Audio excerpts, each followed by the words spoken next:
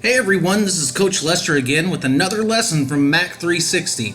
Today, Coach Jake will be talking to you about scoring awareness. Let's get started. Hey guys, this is Jake. Hope everybody's doing okay during these tough times. I hope that everybody's getting out, getting some exercise in. I know I'm trying to get as much as I can. I probably should be doing more, but some is better than none. So just wanted to give a shout and give y'all guys a different thought on how to look at match play in terms of scoring. When we go around to a lot of tournaments, I see a lot of people kind of getting upset or as I like to say, freaking out at wrong moments. What I mean by that is if you can look at a set play and think of it in terms of breaks and holds rather than what the actual score is, a lot of times you can understand that a certain game is okay to lose. So one of the examples that I can give you is if you're down 3-1 and you've just gotten broken, that's a pretty important time. It's kind of a critical time mentally and a time that a lot of people can get really upset because you just got broken. Well, the next game, your opponent is serving. So anytime that you're serving or your opponent is serving, theoretically, you're supposed to win that game. You get to start the point out however you want, and you get to start on your terms each point.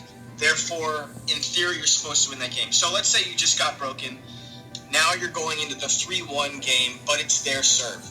Well, that game is okay to lose. Yes, you'll go down 4-1, and that's not great. But they're supposed to win that. So if they end up winning that, well, all they did was accomplish what they should have done. They haven't done anything special. They haven't done anything out of the norm. They've just done what they should have done. If you start getting to the point where you're even more aggravated, what you're really aggravated about was the game before that you got broken. Well, that can easily lead to a 5-1 and a second break that next game. So if you can look at it more in terms of, okay, well, I'm down one break. It's now 4-1. As long as I keep holding my serve, I have two more chances on his serve to break him or her. Then that's an easier way of getting back to neutral because, yes, you're down 4-1, but it's just one break. You serve, you're supposed to hold, so then there's 4-2, and then you have that chance to break the opponent, and let's say you do 4-3, and then all of a sudden it's your serve, you're supposed to win that game, it's 4-4, and it looks like a huge momentum shift, but really the only thing you did was break him one time.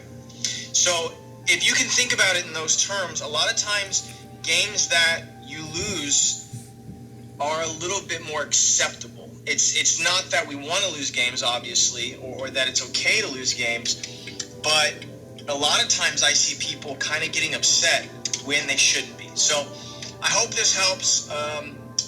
Hopefully when we get all back at MAC and seeing each other, we can expand on these things further. I've heard some of the other recordings, and I think they're really great. So if you have any questions on anything, write those down so that whenever we do get back face to face, you can come back and ask us to expand upon it further.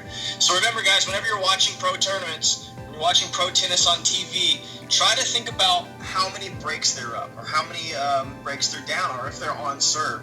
And see how the pros handle it because they handle it very, very well. And for the most part, you get some wing nuts out there, right? But for the most part, they handle it really well for certain points of the match. So hope y'all are doing good.